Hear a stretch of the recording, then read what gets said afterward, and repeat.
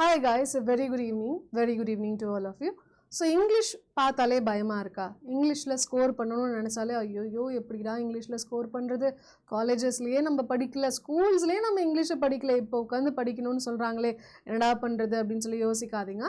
நம்ம இங்கிலீஷ் வந்து ஈஸியா எப்படி லேர்ன் பண்ணலாம் அப்படின்றத இந்த வீடியோல பார்க்க போறோம். சரிங்களா? ஓகே. ஸோ நமக்கு பார்த்தீங்க அப்படின்னா இங்கிலீஷ் அப்படின்றது எப்பயுமே எல்லாருமே சொல்லக்கூடிய ஒரு விஷயம்னா இங்கிலீஷ்னாலே கஷ்டம்ப்பா அப்படின்றாங்க. ஸோ நான் வந்து தமிழ் மீடியம் தான்ப்பா படித்தேன், அதனால எனக்கு இங்கிலீஷ் வரவே வராதுப்பா, வாய்ப்பே இல்லை அப்படின்றாங்க. எனக்கு வந்து கிராமரே தெரியாதுப்பா அப்படின்வாங்க. என்னால் ஃப்ளூயண்ட்டாக பேசவே முடியாதுப்பா அப்படின்வாங்க. vocabulary எல்லாமே பார்த்தீங்கன்னா, வார்த்தைகள் எல்லாமே பார்த்தீங்கன்னா ரொம்ப கஷ்டமாக இருக்குப்பா, எனக்கு தெரியலப்பா அப்படின்வாங்க. பட் இதெல்லாமே காமனாக எல்லாருக்குமே இருக்கக்கூடிய கஷ்டம். நமக்கு மட்டும்தான் அப்படி இருக்குது, நமக்கு மட்டும்தான் வரல, நமக்கு மட்டும்தான் தெரியலன்னு சொல்லி நினச்சிட்டு இருப்போம். But that is not true. எல்லாருக்குமே இந்த பிரச்சனைகள் இருக்க தான் செய்யுது. அப்போ எல்லாருமே இதை எப்படி ஓவர் கம் பண்ணி மார்க் வாங்குறாங்க, நம்ம இதில் உட்காந்துருக்கோம் அப்படின்றத பார்த்துடலாம். சரிங்களா? ஓகே. ஸோ இங்கிலீஷ் வந்து ஏன் கஷ்டமாக இருக்குது அப்படின்னு பார்த்தீங்கன்னா, பேசிக்ஸ் நம்ம ரொம்பவே வீக்காக இருக்கும். நமக்கு டெய்லி இங்கிலீஷ்க்கு ப்ராக்டிஸே கிடையாது, அவசியப்படலை, அதனால் அது ப்ராக்டிஸே பண்ணலை. கரெக்டாக? அது மட்டும் இல்லாமல் எங்கே ப்ராக்டிஸ் பண்ணி எதனா சொல்லி தப்பாகிடுச்சுன்னா என்ன பண்ணுறது அப்படின்ற ஒரு பயம் அதை விட அதிகமாக இருக்குது. அதனால நம்ம அந்த சைட் போகிறதே கிடையாது. ஓகேங்களா? அது மட்டும் இல்லாமல் புரிதலே இல்லாமல் வெறும் மனப்பாடம் பண்ணுறதும் நமக்கு வராது. அதனாலே இந்த இங்கிலீஷ்னாலே கஷ்டம்ப்பா அப்படின்ற மாதிரி நம்ம சொல்கிறோம். ஸோ ஒழுங்காக கைடன்ஸ் இல்லை. ஓகேங்களா? இந்த மாதிரி நிறைய பிரச்சனைகள் இருக்குது. பட் இது எல்லாத்துக்குமே ஒரே தீர்வு என்னென்னு பார்த்தீங்கன்னா, ஃபவுண்டேஷனை ஸ்ட்ராங் பண்ணணும். ஃபவுண்டேஷன் ஸ்ட்ராங் பண்ணிட்டோம்னா நமக்கு என்னது எல்லாமே ஈஸியாக இருக்கும். சரிங்களா? எல்லாமே ஈஸியான. ஸோ ஃபவுண்டேஷனை ஸ்ட்ராங் பண்ணணும். இப்போ என்ன பண்ணலாம்? நம்மளுடைய ஸ்டெப் பை ஸ்டெப் அப்ரோச். சரிங்களா? ஃபர்ஸ்ட் என்னவா இருக்கணும்னா 3 லெவல் சிஸ்டமை நம்ம ஃபாலோ பண்ணலாம். ஸோ லெவல் 1 என்னென்னா பேசிக்ஸை நம்ம லேர்ன் பண்ணிக்கணும். சரிங்களா? பேசிக்ஸை ஸ்ட்ராங் பண்ணிக்கணும். லெவல் 2 ஸ்ட்ராங் பண்ண பேசிக்ஸை ப்ராக்டிஸ் பண்ணி அப்ளை பண்ணி பார்க்கணும். லெவல் 3 நம்ம அட்வான்ஸ் லெவல் எக்ஸாமில் அட்வான்ஸ் லெவலான கொஷின்ஸையும் நம்ம இதை ரெகுலராக ப்ராக்டிஸ் பண்ணணும். ஸோ இது மூணுத்தையுமே நம்ம சக்சீட் பண்ணிட்டோம், தெளிவாக பொறுமையாக நிதானமாக இந்த 3 ஸ்டேஜஸையும் க்ராஸ் பண்ணிட்டோம் அப்படின்னா இங்கிலீஷில் பயப்படுறதுக்கு காரணமே கிடையாது. ஸோ எடுத்த உடனே குதிக்க வேண்டாம். சரிங்களா? இங்கேருந்து நான் அங்கே போகிறேன் மேம், போதும் மேம், நான் டைரெக்டாக போய் டெஸ்ட் எழுதுறேன், இன்னும் குதிக்கக்கூடாது. கன்ஃபியூஷன்ஸும் வேண்டாம், பேசிக்ஸ்லேருந்து போகலாம். சரிங்களா? ஓகே. ஸோ கான்செப்ட் தெளிவாக இருந்துச்சு, அந்த தெளிவான கான்செப்டை உங்களால் ப்ராக்டிஸ் பண்ண முடிஞ்சுது அப்படின்னாலே என்னது நம்ம அதில் மாஸ்டர் ஆகிடலாம். ஓகே. ஸோ மாஸ்டர் ஆகிற அளவுக்கு நம்ம எஃபர்ட் போட்டு ஆகணும்னு இல்லை, எக்ஸாம் கிளியர் பண்ணணும், அட்டன் பண்ணுறது எல்லாமே கரெக்டாக இருக்கணும், நிறைய கொஷின்ஸை அட்டன் பண்ணணும், அதுதான் நம்மளோட டார்கெட். சரிங்களா? அப்போ அதை நோக்கி போகலாம். ஸோ லெவல் 1 என்னவாக இருக்கணும்? நம்மளுடைய பேசிக் ஸ்ட்ராங்காக இருக்கட்டும். ஸோ பார்ட்ஸ் ஆஃப் ஸ்பீச்சாக இருக்கட்டும், டென்சஸாக இருக்கட்டும், சப்ஜெக்ட் வேர்ப் அக்ரிமெண்ட்டாக இருக்கட்டும், ஆர்டிகல்ஸாக இருக்கட்டும், ப்ரிப்போசிஷன்ஸாக இருக்கட்டும், சென்டென்ஸ் ஸ்ட்ரக்சர், பேசிக்கான ஒரு சென்டென்ஸ் ஸ்ட்ரக்சராக இருக்கட்டும், இது எல்லாமே நமக்கு என்னது தெரிஞ்சிருக்கணும். இது எல்லாமே ரொம்ப ரொம்ப பேசிக்கான ஒரு விஷயம். She go to office daily சொல்லுவோமா? சொல்ல மாட்டோம். என்ன சொல்லுவோம்? ஷீ கோஸ் டு ஆஃபீஸ்ன்னு தான் சொல்லுவோம். ஏன்னா ஷீன்றது சிங்குலர், அது கூட சிங்குலர் ஃபார்ம் ஆஃப் வேர்பு தான் வரணும். எஸ் இஎஸ் ஒரு இஎஸ் இருந்தால் தான் சிங்குலர். இது வந்து நம்ம வேர்புன்ற டாப்பிக்கை லேர்ன் பண்ணும்போது டென்சஸ் கிளாஸில் இது கற்றுப்போம். கரெக்டாக? ஓகே. ஸோ லெவல் 2 என்ன பண்ணும்? Practice makes perfect. சும்மா கிடையாது, சும்மா வாயில் வந்த வார்த்தைகளை சொல்லலை, உண்மை இதுதான். நீங்கள் எவ்வளோக்கு எவ்வளோ ப்ராக்டிஸ் பண்ணுறீங்களோ அவ்வளோக்கு அவ்வளோன்னு நீங்கள் பர்ஃபெக்ட் ஆவீங்க. ஸோ ஏன்னா எனக்கு வந்து இங்கிலீஷ் பார்த்தீங்கன்னா நான் 9th ஸ்டாண்டர்ட்லாம் இங்கிலீஷில் ஜஸ்ட்டு பாஸ் வாங்கியிருக்கேன். ஓகேங்களா? 10th போர்டு எக்ஸாமில் நல்ல மார்க் வாங்கிட்டேன்னு வச்சுக்கோங்களேன். 9thலலாம் ஜஸ்ட்டு பாஸ் வாங்கியிருக்கேன். எனக்கு வந்து கிராமர் பார்ட்டு சுத்தமாக பிடிக்காது. பர்சனலி எனக்கு கிராமர் பார்ட்டே வராது. ஓகேங்களா? எனக்கு என்னென்னா ஆனால் எனக்கு என்னென்னா ரீடிங் ரொம்ப பிடிக்கும். I love reading. ஸோ நிறைய வாசிப்பேன். ஓகேங்களா? நாவல்ஸு, காமிக்ஸு, அதெல்லாம் நான் நிறைய வாசிப்பேன். ஸோ ரீட் பண்ண என்ன ஆயிடுச்சுன்னா தானாகவே என் மூளைக்கு வந்து சென்டென்ஸ்னால் இப்படி தான் இருக்கணும், இது கூட இந்த வார்த்தை தான் வரணும், இது கூட இதுதான் வரணும்னா தானாகவே மூளை கற்றுக்குச்சு. நான் அதுக்கு சொல்லிக் கொடுக்கவே இல்லை. சரிங்களா? அதனால இந்த காம்படிட்டிவ் ஃபீல்டில் வரும்போது எனக்கு என்னென்னா ஒரு சென்டென்ஸ் பார்த்து இது தப்பான சென்டென்ஸ்ப்பா, இதுக்கு பதிலாக இதுதான்ப்பா வரணும் அப்படின்னு 100% அடித்து சொல்ல எனக்கு தெரியும். ஆனால் ஏன் இது தப்பு, ஏன் இதுக்கு பதிலாக ஏன் இதுதான் ஏன் வரணும் அப்படின்ற ஒரு எக்ஸ்ப்ளனேஷன் வந்து என்னால் சொல்ல தெரியாது, எனக்கு அது வராது. பட் நான் என்ன பண்ணேன், உங்களுக்கு டீச் பண்ண ஆரம்பித்தேன். ஸோ டீச் பண்ண ஆரம்பிச்சு இப்போ பார்த்தீங்கன்னா நீங்கள் என்னை தூக்கத்தில் எழுப்பி கேட்டாலுமே ஏன் இது தப்பு, இதுக்கு பதிலாக என்ன வரணும், எதுக்கு வரணும்னு கேட்டிங்கன்னா 100% கரெக்டாக சொல்லுவேன். ஏன்னா நான் அத்தனை வாட்டி நான் அதை ப்ராக்டிஸ் பண்ணிட்டேன். ஸோ ப்ராக்டிஸ் பண்ண அது கண்டிப்பாக உங்களுக்கு என்னது பர்ஃபெக்ஷன் அப்படின்றது வரும். ஸோ ப்ராக்டிஸ் பண்ணுங்க. சரிங்களா? ஸோ டெய்லி ப்ராக்டிஸில் என்னென்ன பண்ணணும்னா எரர் ஸ்பாட்டிங் கண்டிப்பாக இருக்கணும், fill in the blanks இருக்கணும், சென்டென்ஸ் இம்ப்ரூவ்மெண்ட் இருக்கணும், பேராஜம்பிள் இருக்கணும், மேம் க்ளோஸ் டெஸ்ட் இருக்கணும். மேம் இந்த கொஷின்ஸ் எல்லாம் நான் எங்கே போய் தேடுறது அப்படின்னு பார்த்தீங்கன்னா நம்ம மொபைல் ஆப்லேயே டெய்லி குவிசஸ்ன்ற ஆப்ஷன் இருக்கும். சரிங்களா, மொபைல் ஆப்பில் டெய்லி குவிசஸ்ன்ற ஆப்ஷன் இருக்கும். ஸோ அதில் பார்த்தீங்கன்னா டெய்லி இங்கிலீஷ்க்கான குவிசஸ் போட்டுகிட்டே தான் இருப்பாங்க. ஸோ அதை டெய்லி அட்டென்ட் பண்ணாலே போதும். சரிங்களா, ஓகே. லெவல் 3 என்னது advance exam level mastery. So என்ன பண்ணணும்னா கஷ்டமான எரர் டிடெக்ஷனுக்கு மூவ் ஆன் பண்ணும், அட்வான்ஸ்டான ஒகேபுலரிக்கு லேர்ன் பண்ணணும், இடியம்ஸ் அண்ட் ஃப்ரேசஸ், ரீடிங் காம்ப்ரிஹென்ஷனை, இதுக்கெல்லாம் நிறைய நம்ம என்னது இம்பார்ட்டன்ஸ் கொடுக்கணும். ப்ரீவியஸ் இயர் கொஷின்ஸும் நமக்கு ரொம்ப முக்கியம். சரிங்களா, ஓகே. அப்போது ப்ராக்டிஸ் ஸ்ட்ராட்டஜி டெய்லி என்ன பண்ணலாம்னா 20 நிமிஷம் கிராமருக்கு ஒதுக்கிடுங்க. புதிய ரூலோ கஷ்டமான ரூலோ இல்லை தெரியாத டாப்பிக்கோ அதை பேஸ் பண்ணி கிராமர் ரூலில் கற்றுக்கோங்க. 20 நிமிஷம் ஒகேபுலரிக்கு ஒதுக்கிடுங்க. எடிட்டோரியல் அதெல்லாம் படிச்சிங்கன்னா ஹிந்து நியூஸ் பேப்பரில் எடிட்டோரியலும் ஒரு ஆர்டிக்கல் இருக்குமா, அதை டெய்லி படித்தாலே போதும். சரிங்களா, 20 நிமிஷம் என்னது ப்ராக்டிஸ் கொஷின்ஸ். இந்த டெய்லி குவிசஸ்லாம் பார்த்தீங்கன்னா 5 நிமிஷத்துலேருந்து 15 நிமிஷம், மினிமம் 5 மினிட்ஸ், மேக்ஸிமம் 15 மினிட்ஸ் அவ்வளோதான் இருக்கும். அப்போ 2 குவிஸாக போட்டுருங்க.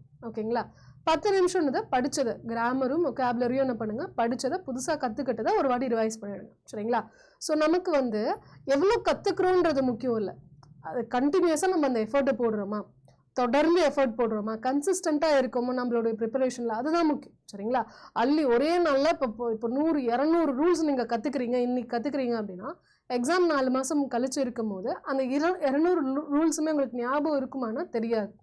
அதுக்கு பதிலாக டெய்லி 20 ரூல்ஸை படிச்சுட்டு நேற்று படித்த ரிவைஸ் பண்ணி அடுத்தடுத்து புதுசாக படிச்சுட்டே இருந்தீங்கன்னா எக்ஸாம் அப்போ இது சூப்பராக போடுவீங்க. ஸோ கன்சிஸ்டன்சி தான் முக்கியம். ஓகே, ஸோ என்ன பண்ணுங்க அப்படின்னா 1% டெய்லி, அதாவது மேம் இன்றைக்கி என்னால் டெஸ்ட்லாம் போட முடியல, என்னால் இன்றைக்கி பெருசாக அது இதுன்னு எதுவுமே பண்ண முடியல அப்படின்னு இருந்தாலுமே சும்மா அந்த குவிஸை மட்டும் ஃபோனில் எடுத்து போடுங்க. அதுக்கு பென்னோ பேப்பரோ எதுவுமே அவசியமே கிடையாது. ஸோ 1% இம்ப்ரூவ்மெண்ட்டாக இருந்தாலுமே அது நீங்கள் என்னது ப்ரோக்ரஸை நோக்கி போகிறது தான் அர்த்தம். ஸோ அதனால் முழிச்சுட்டு இருக்க வேணாம். போட முடியாத அன்னைக்கு கூட என்னது சும்மா ஒரு குவிஸ், ஒரு புதிய ஒகேபுலரி டெலிகிராம்லலாம் நம்ம குவிஸ் போடலாம், அதை கூட அட்டென்ட் பண்ணுங்கள். சரிங்களா, ஓகே. ஸ்மார்ட் ட்ரிக் என்ன பண்ணணும் அப்படின்னா எரர் ஸ்பாட்டிங்க்கு ஷார்ட்கட்ஸ் கற்றுக்கோங்க, ரூல்ஸ் கற்றுக்கோங்க. சரிங்களா, பார்த்த உடனே இது இந்த டென்ஸ் தான், இந்த டென்ஸில் இப்படி தான் வரணும் அப்படின்ற ஒரு விஷயம் ஐடென்டிஃபிகேஷன் நமக்கு கற்றுக்கோங்க. சரிங்களா, சப்ஜெக்ட் வேர்ப் அக்ரிமெண்ட் ஃபார்முலாவில் ரூல்ஸ் கற்றுக்கோங்க. சரிங்களா, அதுக்கப்புறம் ஒகேபுலரியை எப்படி மெமரைஸ் பண்ணுறது, ரூட் வேர்ட்ஸ் எப்படி கற்றுக்கிறது அப்படின்றத லேர்ன் பண்ணிக்கோங்க. எம்சிக்யூ ஆப்ஷன்ஸை பார்த்து எப்படி எலிமினேட் பண்ணுறது, இது வர வாய்ப்பே இல்லை, இது வர வாய்ப்பே இல்லைன்னு எப்படி சொல்கிறது. சரிங்களா, அந்த மாதிரிலாம் விஷயத்த கொஞ்சம் லேர்ன் பண்ணும்போது நம்ம என்ன பண்ணலாம், இன்னும் நம்மளுடைய எக்ஸாம்ஸில் பெட்டரான மார்க்கு கொடுக்க முடியும். சரிங்களா, ஸோ இம்பார்ட்டண்ட் என்னென்னா இங்கிலீஷ் நிறைய பேர் படிக்க மாட்டாங்க, இங்கிலீஷ் நிறைய பேருக்கு வராதுன்னு உட்காந்துடுவாங்க. அதில் நீங்களும் உட்காராதீங்க. ஏன்னா சில கேள்விகள் நம்ம கையிலேயே இல்லை. இப்போ கரண்ட் அஃபேர்ஸாக இருக்கட்டும், ஜென்ரல் அவேர்னஸாக இருக்கட்டும், பேங்கிங் அவேர்னஸாக இருக்கட்டும், இதெல்லாம் நம்ம கையிலே கிடையாது. ஏன்னா நம்ம எவ்வளோதான் படித்தாலுமே அதுலேருந்து தான் கேள்வி வருமானு சொல்ல முடியாது. ஆனால் இங்கிலீஷ்லாம் பார்த்தீங்கன்னா நம்ம கையில் தான் இருக்குது. இங்கிலீஷ் இருக்கட்டும், ஆப்டி இருக்கட்டும், ரீசனிங் இருக்கட்டும், லிமிட்டட் போர்ஷன்ஸ் தான். அதை நம்ம கவர் பண்ணும்போது இதுலேருந்து தான் கேள்வி வரும்னு தெரியும். அப்போ இதுக்கு எஃபர்ட் போட்டிங்கன்னா அது கிடைக்கலாம், கிடைக்காமலும் போகலாம். ஸோ அந்த விஷயத்தில் நீங்கள் போய் பயங்கரமான எஃபர்ட் போடுறீங்க. ஆனால் இது எஃபர்ட் போட்டால் கண்டிப்பாக கிடைக்கும்னு இருக்குது. அப்போ இதில் போடணுமா அதில் போடணுமா நீங்களே யோசிச்சு பாருங்கள். சரிங்களா, எது ஸ்மார்ட்டான சாய்ஸ்ன்றது யோசிங்க. ஹார்ட் ஒர்க் எல்லாருமே போடுறாங்க, ஹார்ட் ஒர்க் எல்லாருமே செய்கிறாங்க, ஸ்மார்ட் ஒர்க் எங்கன்றத பாருங்கள். சரிங்களா, ஓகே. ஸோ நீங்கள் என்ன பண்ணலாம், ஒழுங்காக ப்ராக்டிஸ் பண்ணுறது மூலியமாக என்ன நடக்கும் அப்படின்னா கன்சிஸ்டன்ஸாக ப்ராக்டிஸ் பண்ணிங்க அப்படின்னா இங்கிலீஷை பார்த்து பயம் வராது. சரி, ஓகே இங்கிலீஷ் தானே, ட்ரை பண்ணும், அட்டன் பண்ணும் அப்படின்ற ஒரு தைரியம் தானாக வந்துடும். அக்யூரசி தானாகவே பெட்டர் ஆகும். ஃபாஸ்ட்டாக நீங்கள் சால்வ் பண்ண ஆரம்பிச்சிடுவீங்க. எஸ்எஸ்சியாக இருக்கட்டும், பேங்கிங்காக இருக்கட்டும், டிஎன்பிஎஸ்ஸாக இருக்கட்டும், உங்களுக்கு ஸ்கோரும் பார்த்தீங்கன்னா நல்லாவே இம்ப்ரூவ் ஆகும். கான்ஃபிடென்ஸும் வரும், பேசுகிறதுக்கான கான்ஃபிடென்ஸும் வரும், எழுதுறதுக்கான கான்ஃபிடென்ஸும் வரும். நீங்கள் கன்சிஸ்டண்ட்டாக ப்ராக்டிஸ் பண்ணுறப்போ தான் இது வரும். சரிங்களா, ஓகே. ஸோ இங்கிலீஷ் அப்படின்றது உங்களுடைய ஸ்ட்ரென்த்தாக மாறுறதுக்கான பாசிபிலிட்டியும் இருக்குது. சரிங்களா, ஓகேப்பா. ஸோ உங்களுக்கு என்னென்னலாம் வேணான்னா ரொம்ப ஆங்கிலோ இண்டியன் ஸ்கூலில் தான் படிச்சிருக்கணுன்ற ஒரு பேக்ரவுண்ட் அவசியம் கிடையாது. ஃப்ளூயண்ட்டாக இங்கிலீஷ் பேச தெரிஞ்சிருக்கணுன்ற அவசியம் கிடையாது. ஒகேபுலரி டே ஒன்லேயே டஸ்ஸு புஸ்ஸுன்னு இங்கிலீஷ் பேசுவேன், அப்படி தான் எனக்கு பேச வரும், அப்படியே அப்படி பேச வந்தால் தான் என்னால் எக்ஸாம் கிளியர் பண்ண முடியும்னு கிடையாது. அப்படி பேசுகிறவங்களால கூட இங்கிலீஷ் இங்கே ஸ்கோர் பண்ண முடியாது. ஸோ நீங்கள் எம்ஏ பிஏ படிச்சிருந்தா கூட இங்கிலீஷ் இங்கே காம்படிட்டிவ் ஃபீல்டில் வரும்போது டோட்டலி டிஃப்ரெண்ட்டாக இருக்கும். சரிங்களா? அதுக்கு யோசிக்கக்கூடியது, அதுக்கு ஆன்சர் பண்ணக்கூடியது, அந்த கேள்விக்கு பதில் எப்படி யோசிக்கணுன்றதே வேறு லெவலில் இருக்கும். அதுக்கு நீங்கள் ஜீரோலேருந்து லேர்ன் பண்ணி தான் ஆகணும். சரிங்களா? ஸோ உங்களுக்கு என்னென்னலாம் வேணும்னா ஒரு ப்ராப்பரான கைடன்ஸ் வேணும், டெய்லி ப்ராக்டிஸ் வேணும், டிசிப்ளின் வேணும். இன்னைக்கு இதை முடிக்கணும்ப்பா, இன்னைக்கு இதை பண்ணிடுங்கப்பா அப்படின்னு ஒருத்தவங்க சொல்கிறதுக்காக வேணும். சரிங்களா? ஸோ இங்கிலீஷ் அப்படின்றது கஷ்டம் கிடையாது. இங்கிலீஷ்ன்றது ஒரு சிஸ்டமேட்டிக் தான். சரிங்களா? பேசிக்ஸ்லேருந்து அட்வான்ஸ் வரைக்கும் நீங்கள் கற்றுக்கிட்டிங்கன்னா பயத்துலேருந்து கான்ஃபிடென்ஸாக அது மாற ஆரம்பிச்சிடும். சரிங்களா? கன்ஃபியூஷன்லேருந்து கிளாரிட்டியாக மாற ஆரம்பிச்சிடும். ஸோ இன்னிலேருந்து ஆரம்பிங்க. நமக்கு ஒரு நல்ல விஷயம். சரிங்களா? சக்ஸஸ் உடனே உங்களுக்கு என்னது அடையலாம். ஸோ நமக்கு நல்ல விஷயம் என்னென்னு பார்த்தீங்கன்னா ஓகே, ஸோ நமக்கு நல்ல விஷயம் என்னென்னு பார்த்தீங்கன்னா இங்கிலீஷ் அப்படின்றது ஈஸி இங்கிலீஷ்க்கான ஒரு பேட்ச் நம்ம ஆரம்பிச்சாச்சு.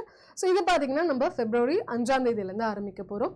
ஸோ இதில் பார்த்தீங்கன்னா மொத்தமாக 35 hours ஆஃப் லைவ் கிளாஸஸ் இருக்கும். அதுக்கு மேலேயே இருக்கும். ஸோ நமக்கு டைமிங் பார்த்தீங்கன்னா காலையில் 11 to 12 இருக்க போது.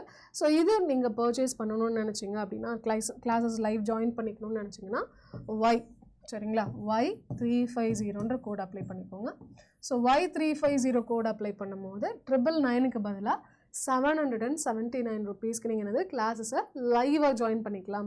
ஸோ இதில் ரிட்டன் அன்ரிட்டன் பிடிஎஃப்ஸ் இருக்கும். அதுக்கப்புறம் என்னது ப்ராக்டிஸ் கொஷின்ஸ் இருக்கும். இன்னைக்கு என்னென்ன டாபிக் நீங்கள் முடிச்சே ஆகணும்ப்பா, நீங்கள் எனக்கு ஹோம்ஒர்க் பண்ணிவிட்டு எனக்கு மெயில் அனுப்பியே ஆகணும் அப்படின்றதுலாம் கட்டாயமாக இருக்கும். ஸோ டிசிப்ளின்டாக இருக்கும், கன்சிஸ்டண்ட்டாக இருக்கும். 35 hours ஆஃப் லைவ் கிளாஸஸ் இருக்கும். ஸோ உங்களுக்கு எல்லாமே ரொம்பவே யூஸ்ஃபுல்லாக இருக்கும். மிஸ் பண்ணிடாதீங்க.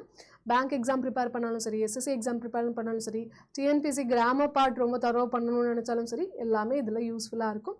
மிஸ் பண்ணாதீங்க. நம்மளுடைய மொபைல் ஆப் மறக்காமல் இன்ஸ்டால் பண்ணிக்கோங்க. மொபைல் ஆப்பில் இதுக்கான எல்லா டீட்டெயில்ஸும் தெளிவாக இருக்கும். சரிங்களாப்பா? ஓகேப்பா, தேங்க்யூ காய்ஸ். செஷன் லைக் பண்ணாதவங்க மறக்காமல் லைக் ஒன்று போட்டுருங்கப்பா. அண்ட் இதே மாதிரி செஷன்ஸ் ரெகுலராக வரணும்னு நினச்சிங்கன்னா மிஸ் பண்ணாமல் நம்மளை சப்ஸ்கிரைப் பண்ணிக்கோங்க. சரிங்களா? Thank you guys, thank you so much. நாளைக்கு வேறு ஒரு டாப்பிக்கில் பார்க்கலாம். பாய், ஆல் தி பெஸ்ட்.